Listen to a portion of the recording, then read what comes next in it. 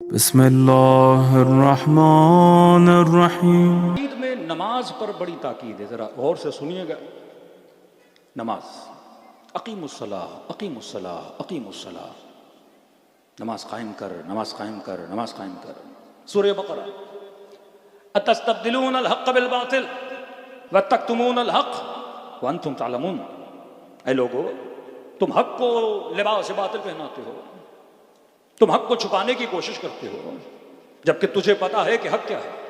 फिर फरमाया वक़ीमुस्सलाह व आतु ज़कात वरकऊ मअर राकिईन, नमाज कायम कर, ज़कात अदा कर और रुकू करने वालों के साथ रुकू में चला जा। अतअमुरून नास बिल बिर्र व तंसौना अनफुसकुम व अंतुम ततलूना अल किताब अफला ताक़िलून। कई लोगों, तुम लोगों को नेकी की दावत देते हो जबकि अपने आप को भूल जाते हो, जबकि तुझे पता है कि हक क्या है। वस्ताईनो बिस्सब्र वस्सलाह, मदद मांगो सब्र से, मदद मांगो नमाज से। व इन्नहा लकबीरतन इल्ला अलल खाशिईन, व इन्नहा सिग़ह तानीस है, और ये नमाज बहुत गिरा चीज है। इस पर वही अमल कर सकता है जिसका कल्ब खाशे है या बंदे खाशे है। पूरे कुरान में कहीं पर भी नहीं है नमाज पढ़ो, अकीमुस्सलाह, नमाज कायम करो। अमीरुल मोमिनीन की शहादत नमाज में, 11 मुहर्रम को सैयदा ज़ैनब नमाज, इमाम हुसैन आखिरी सजदा, जंग सिफ़ीन इब्न अब्बास वक्त नमाज है, अली ने नमाज पढ़नी है। ये है क्या नमाज? अस्सलातु तन्हा अनिल फ़हशाइ वल मुनकर, नमाज फहशा से बचाती है, नमाज मुनकर से बचाती है। कई नौजवान सवाल करते हैं, मौलाना कुरान की आयत है नमाज फहशा से बचाते। मैंने कहा फिर ये इतने नमाजी दाइश वाले, कभी जिहादुन निकाह, कभी लवात की बीमारी, कभी फिस्क, कभी फुजूर, कभी जुल्म। कितने नमाजी हम देखते हैं मौलाना, नमाज पढ़ते हैं लेकिन फहशा में, नमाज पढ़ते हैं पर जिना में, नमाज पढ़ते हैं पर फिस्क और फुजूर में। ये कौन सी नमाज है जो फहशा से बचाती है? ये कौन सी नमाज है जो मुनकर से बचाती है? और नमाज, और उसके बाद नमाज जमात की फजीलत कि दिन में 5 मरतबा हर मुस्लिम पे नमाज वाजिब की। अहादीस है यहां तक कि अगर सर नो के नेजा पर भी है फिर भी नमाज जमात को तर्क न करना। है क्या नमाज जमात? है क्या ये फजीलत नमाज? ये कौन है जिससे कह रहा वस्ताईनु बिस्सब्र वस्सलाह, मदद मांगो सब्र से, मदद मांगो नमाज से। ये कुरान किताब हिकमत है, जरा 5 मिनट सोचो तो सही। कहा व इन्नहा लकबीरतन इल्ला अलल खाशिईन, ये नमाज जो है ये सख्त काम है, ये बहुत बड़ा काम है। इससे वही अंजाम देगा जो बंदे खाशे होगा। 2 चीजों से मदद मांगो, सब्र से और नमाज से। लेकिन कहा कि नमाज बड़ा मुश्किल काम है बनिस्बत सब्र के। अब 5 मिनट सोचिए, किसी का जवान बेटा मर जाए, उस पर सब्र करना मुश्किल है या मस्जिद में जाके 2 रकात नमाज पढ़ना? किसी के घर में उसका बच्चा कोई बाहर मार दे और उसका छलनी लाशा उसके पास पड़ा हो, कोई कहे कि जनाब इस पे सब्र करना मुश्किल है या 2 रकात नमाज पढ़ना? मौलाना सब्र करना मुश्किल है, नमाज तो आसान है। 6-6 साल गुजर जाएं, लोगों के बच्चे गायब हों, यह सब्र मुश्किल है। या किसी मस्जिद में जाके 2 रकात नमाज पढ़ना, कुरान कहता नहीं नमाज पढ़ना मुश्किल है, लेकिन प्रैक्टिकली देखा जाए तो सब्र मुश्किल है। आपको घर लेना है, बैंक गए, 1 करोड़ रुपए आपने निकाला, बाहर जैसे निकले चोर आया, आपका 1 करोड़ लेके चला गया। अब कोई कहे कि 2 रकात नमाज पढ़ना मुश्किल है, ये जो आपका पैसा चोरी हुआ, पूरा घर पूरा माल आपका लुट के चला गया, इस पे सब्र करना मुश्किल है। लेकिन कुरान कहता है इन्नहा लकबीरतन इल्ला अलल खाशिईन, नमाज को कायम करना ये मुश्किल काम है क्या ये नमाज? अमीरुल मोमिनीन से पूछा, मौला ये सलात क्या है? फरमाए सलात से मुराद विलायत अली इब्न अबी तालिब है। तभी कभी नहीं कहा पढ़ो, कहा अकीमुस्सलाह, नमाज को कायम करो। ये निजाम विलायत की बात हो रही है। अकीमुस्सलाह व आतु ज़कात, फिर कहा वरकऊ मअर राकिईन, रुकू करने वालों के साथ रुकू में चले जाओ। वस्जुदू मअस साजिदीन नहीं, मअल मुसल्लीन नहीं, मअश शाकिरीन नहीं। हालांकि नमाज में सजदे की बड़ी फजीलत है, होना तो ये चाहिए था सजदे करने वालों के साथ सजदे में चले जाओ, लेकिन कहा नहीं रुकू करने वालों के साथ रुकू में चले जाओ। ये रुकू है क्या? सूरह बकरा पहला सूरा, उसमें यह कहा कि रुकू करने वालों के साथ चले जाओ। फिर कहा तुझे हक का पता है, तू हक का साथ नहीं देता। फिर कहा तू हक को छुपाता है। फिर कहा तुझे इल्म भी है पर तू अमल नहीं करता। फिर कहा यही नमाज है जो तुम्हारी मदद करेगी, पर इस नमाज पे चलना, इसको कायम करना बड़ा मुश्किल है।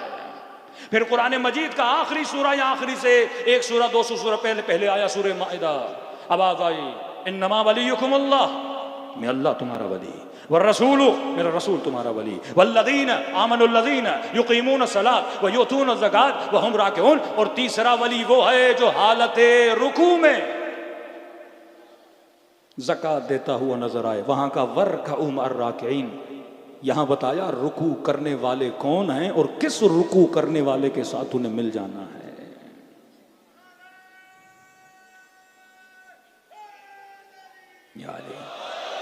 कुरान इससे वाज़े क्या बताए, अफला याक़िलून, तू अक्ल से फायदा नहीं लेता। ये कौन है रुकू करने वाले जिनके साथ मिलना है? अली इब्न अबी तालिब, अपनी विलायत के लिए लफ्ज़ अल्लाह, रसूल की विलायत के लफ्ज़ रसूल। लेकिन जब तीसरी विलायत की बारी आई का तीसरा वली वो है जो हालत रुकू में ज़कात देता हुआ नजर आ जाए और तुझे हुक्म दिया वर्कऊ मअर राकिईन, इसके साथ रुकू में चला जा। कई लोगों ने फ़कीरों को पैसे भी दिए कि जनाब हम नमाज पढ़ते हैं, आके खैरात मांग लेना। पैसों वाले फ़कीर और हैं, लेकिन जिब्राइल फ़कीर बन के अली से खैरात मांगे ये और है। अब ये नमाज जिसकी फजीलत इतनी, विलायत को आप कभी नमाज से जुदा नहीं कर सकते। समझो विलायत के दो सिक्के, एक सिक्के की तरफ अमीरुल मोमिनीन, दूसरा सिक्का है नमाज, नमाज, नमाज। और नमाज जमाअत की फजीलत, दिन में 5 मरतबा मस्जिद में आओ, नमाज जमाअत पढ़ो। ये अहले बैत ट्रेनिंग दे रहे हैं शिया समाज को, शिया मुआशरे को कि तू अगर विलाई मुआशरा बनना चाहता है तो विलाई मुआशरा कैसे बनेगा। तुम्हारे सारे प्रॉब्लम्स का सलूशन इस नमाज के अंदर है। अब चाहे शिया जेल में हो, अब चाहे शिया मिसिंग पर्सन हो, अब चाहे तुम्हारे यहाँ पे हालात हो, यहाँ पे धरने के मसले हो, जो भी तुम्हारे कौमी मसाइल हैं, इसका हल नमाज के अंदर है। और हम तुझे इसकी ट्रेनिंग कहाँ पे दे रहे हैं? निज़ाम विलायत की ट्रेनिंग तुझे नमाज में दे रहे हैं। और एक दफ़ा नहीं, दिन में 5 मरतबा दे रहे हैं। क्योंकि बचपन से जब एक ट्रेनिंग करोगे वो तुम्हारी कौमी आदत बन जाएगी। अब देखिए, कल मैंने कहा 2 समाज है ना, शिया समाज, गैर शिया समाज। शिया समाज में 10 लोग बैठे हों, वक्त नमाज हो जाए, एक दूसरे के चेहरे देखते हैं, जमात पढ़ाएगा कौन? आखिर में समझ नहीं आता, सारे फुरादा पढ़ लेते हैं। हमारे भाइयों के समाज में चले जाइए, वक्त नमाज हुआ, एयरपोर्ट पे आपने देखा होगा, रास्तों में आपने देखा होगा, पता नहीं कोई भी बंदा आगे खड़ा हो जाता और पीछे अल्लाहु अकबर, नमाज शुरू। करत कैसी है बंदे का पता है, हलाली भी है कि नहीं है, अकीदे का कैसा है, कुछ भी नहीं। क्योंकि वहां पर यह सख्ती है ही नहीं। यह असर है फिक़ा का, यह असर है अकीदे का, यह असर है मकतब का। आपका बच्चा हर किसी के पीछे नमाज पढ़ने को तैयार नहीं होता। शराइत इमाम हैं। क्यों? क्योंकि अगर कोई 2 मिनट के लिए, 4 मिनट के लिए लोगों का रहबर बन रहा है, लीडर बन रहा है, वो कोई एरा गेरा नहीं हो सकता। उसकी शराइत है। करत सही होनी चाहिए, हलाली होना चाहिए, आदिल होना चाहिए। अब करत सही है, हलाली भी है, आदिल भी है, 3 लोग खड़े हैं, लेकिन उनमें से एक सैयद है तो सैयद को पहले जाना चाहिए। अब 2 सैयद आपस में आ गए, करत भी सही है का जिसकी शक्ल बेहतर है, उन दोनों में से थोड़ा खूबसूरत है, उसे आगे खड़ा होना चाहिए। लूला नहीं होना चाहिए, लंगड़ा नहीं होना चाहिए। इतनी सख्त शराइत है हमारे इमाम जमात के लिए। लेकिन मद्दे मुकाबिल कोई शर्त नहीं है, क्योंकि उनके यहां मकतबी फिक्र नहीं है। आपके यहां इमाम भी हर कोई नहीं बन सकता, आपके यहां खलीफा हर कोई नहीं बन सकता। आदिल हो, मासूम हो, आलम हो, मनसूस मिनल्लाह हो, तब जाके इमाम बनेगा। लेकिन वहां आप देखेंगे इनकान फासिकन औ फाजिरन, चाहे नमाजी हो, फासिक हो, फाजिर हो, सानी हो, अगर हाकिम बन गया उसे तख्त पे बिठा दो। पहली रेवोल्यूशन मिस्र में, इजिप्ट में, इख्वानुल मुस्लिमीन हुस्नी मुबारक को जब उतारना चाहा, अरब स्प्रिंग जब आप सुनते हैं, बेदारी अरब, सारे बादशाह परेशान हो गए थे। कहिए क्या हो गया?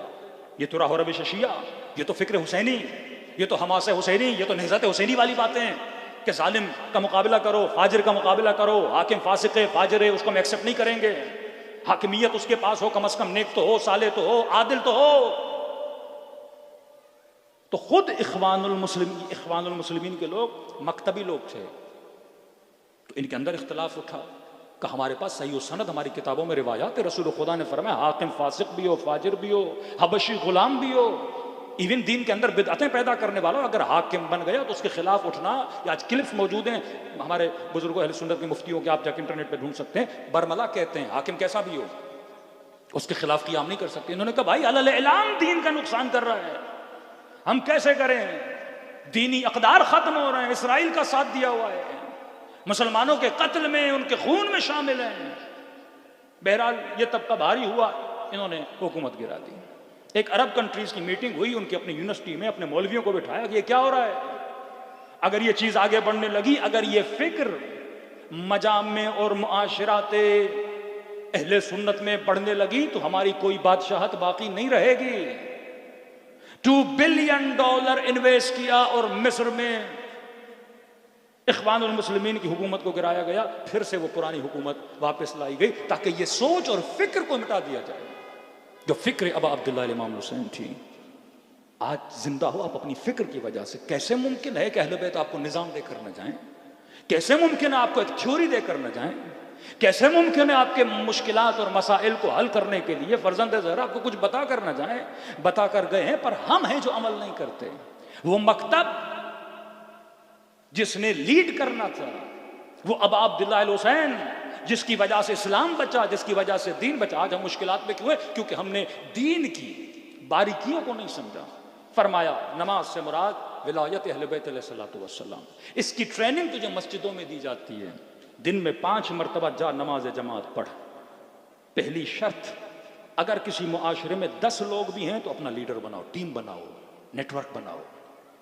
बगैर नेटवर्क के मर जाओगे, बगैर लीडरशिप के मर जाओगे। इमाम है तो मुआशरे की लीडरशिप इमाम के हाथों। मासूम इमाम, जब इमाम पर्दे गैब में है तो अपने अंदर से कोई ऐसा मुत्तकी, कोई ऐसा परहेजगार जो साइनल लिनफ्स से हो, जो अहले बैत के किरदार पे चलने वाला हो, उसे अपना लीडर बनाओ। और तुझे ट्रेनिंग कहां पे दी जाती है? नमाज जमाअत में दी जाती है। नमाज जमाअत, पेश इमाम, मामूम पीछे खड़े होंगे, तुम्हारी तरफ से ये सूरह हम्द और कुल हुवल्लाह पढ़ेगा। तुझे इजाजत नहीं है, पहले तू इंतखाब करके इमाम किसे बनाना है। अगर इमाम बना लिया, अब ये बात करेगा तुम्हारी तरफ से जिससे बात करनी है। हमारे यहाँ 10 लोग खड़े हो जाए, हमारी जमात पाकिस्तान में ये कि 10 लोग बात करना चाहते हैं, कौमी मसाइल हैं, 10 लोग, भाई 10 लोग नहीं। मासूम फरमाते एक बंदा बात करे, पहले एक को नुमाइंदा बनाओ, वो आगे बात करेगा। और आगे बात करने वाला कौन होगा? साइलन नफ्स से, आदिल होगा, आलिम होगा, किरदार में शबीह किरदार मासूम होगा, रफ्तार उसकी ऐसी होगी। ये तरबियत दी जा रही है, ये राबिता तरफ़ैन है। और आपकी जमाअत में अगर कोई शरीक होना चाहता है तो कब शरीक होता है? जब हालत रुकू में आप जाते हो, दूर से कहता है या अल्लाह या अल्लाह या अल्लाह, इमाम साहब जरा सब्र करिए सब्र करिए। तो ये इमाम और रहबर मुआशरा है जिसने इस कौम को एक साथ लेकर चलना है। 10,000 की जमात होगी पर एक बंदा देर से आएगा, इमाम जमात उसका सब्र करेगा ताकि उसको 10,000 के साथ जोड़ा जाए। ये ट्रेनिंग दी जाती है। बचपन से अगर बच्चे नमाज जमाअत में जाके शिरकत करेंगे, उनके अंदर अकीदे इत्तेहाद पैदा होगा कि अगर हमने किसी को इमाम बनाया है उसके पीछे हमने खड़ा रहना है। दूसरा, इमाम जमात ये नहीं कि अपनी मर्जी से नमाज पढ़ेगा, देखेगा मेरे पीछे नमाज पढ़ने वाले जवान हैं, बूढ़े हैं, कासिब हैं, बिजनेसमैन हैं, उनकी एज क्या है, जवान है तो बड़े तुमअनीने से नमाज पढ़ेगा। अगर मस्जिद किसी बाजार में है, सारे कारोबारी लोग हैं, जल्दी नमाज पढ़ाएगा ताकि जल्दी नमाज खत्म करके अपने कारोबारों तक पहुंच जाएं। पीछे नमाज पढ़ने वाले अगर बूढ़े हैं तो अपने सजदे से आहिस्ता सर उठाएगा ताकि इन बूढ़ों को तकलीफ न हो। यह राबिता तरफ़ैन का राबिता है। तीसरी चीज, अगर इमाम जमाअत खता करेगा, पीछे वाले उसे याद दिलाएंगे। तीसरी रकात, नमाज इशा की तीसरी रकात में तशहुद पढ़ना शुरू किया तो पीछे वाले कहेंगे बेहौलिल्लाह जनाब, खड़े हो जाइए, आप भूल गए, अब तशहुद नहीं पढ़ना। राबिता तरफ़ैन का राबिता है। विलाई मुआशरे का मतलब यह है, जब तक अपने मुआशरे में रहबरियत, जब तक अपने मुआशरे में लीडरशिप पैदा नहीं करते, तब तक तुम्हारा मुआशरा जिंदा नहीं रह सकता।